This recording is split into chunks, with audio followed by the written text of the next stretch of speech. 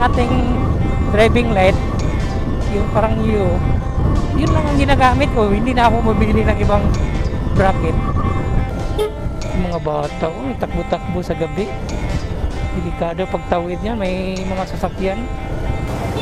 Itong road na dito guys, sa bagong kalsada papuntang south, grabe ang traffic oh. So yun guys, ito yung ano natin guys, driving light guys. Dito ko nilagay guys sa may ano ko, yung winglet lang to guys oh. Saka dito rin sa kabila, high beam, ayan, kitang kita, lakas. Pero pag walang ilaw, mas maganda talaga yung may ano ta, may ilaw yun oh, liwanag eh.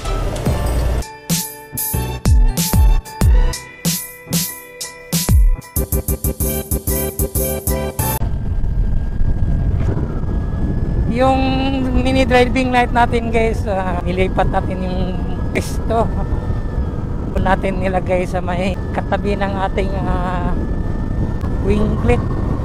Binutasan ko pa rin.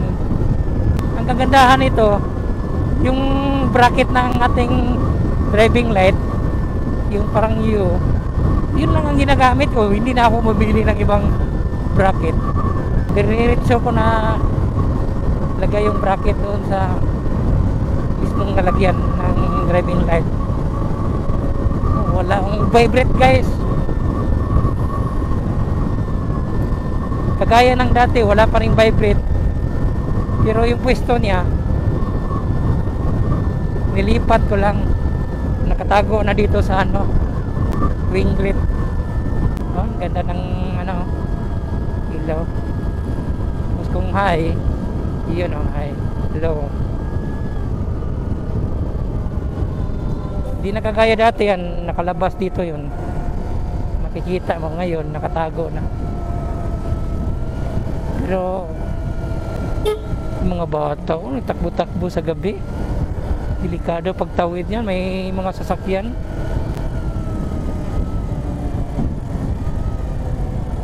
Matraffic dito. Grabe traffic. Uwian na din kasi.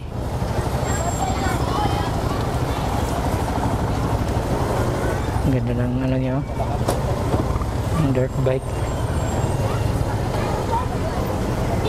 Itong road na dito guys, sa bagong kalsada papuntang south, grabe ang traffic oh.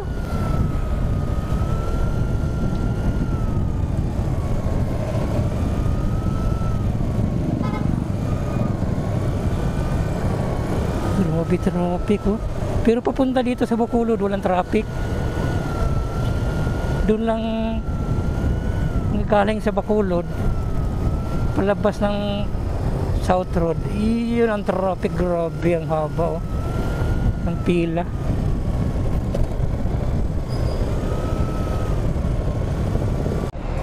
So yun guys, ito yung ano natin guys, driving light guys. Dito ko nilagay guys sa may ano ko, yung winglet lang to guys oh. Saka dito rin sa kabila, dito yung nakalagay dati yan, dito sa ibaba, nakalabas yan doon. Pero ngayon nilipat ko para maganda. Hindi nagbabibrate yan. Ito lang yung sinasabi kong bracket na sa MDL.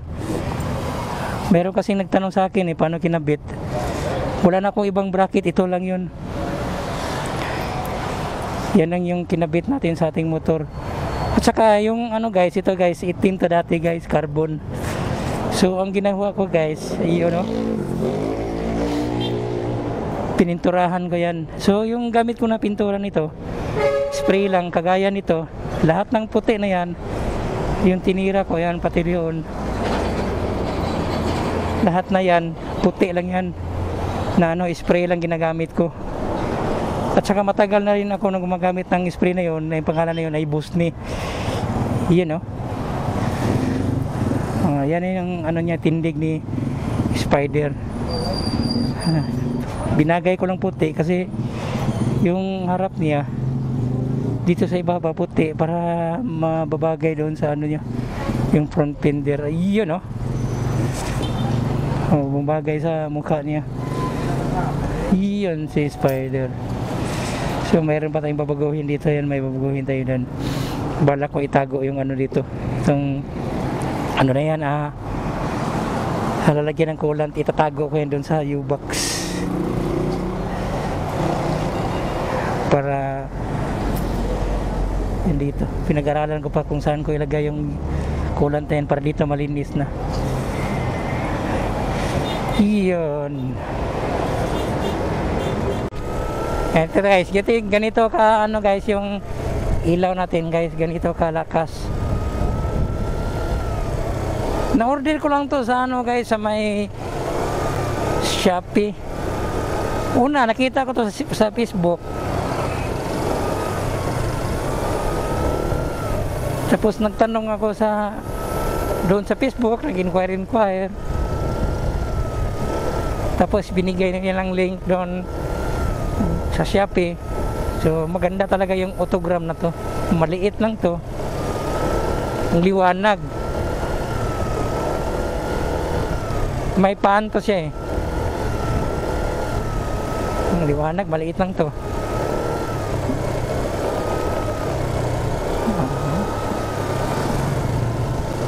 High beam, ayan.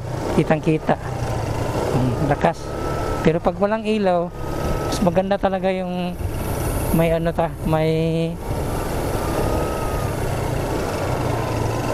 ilaw, yun oh. Liwanag oh.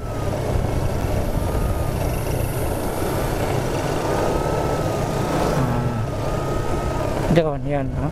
Lakas ng ilaw.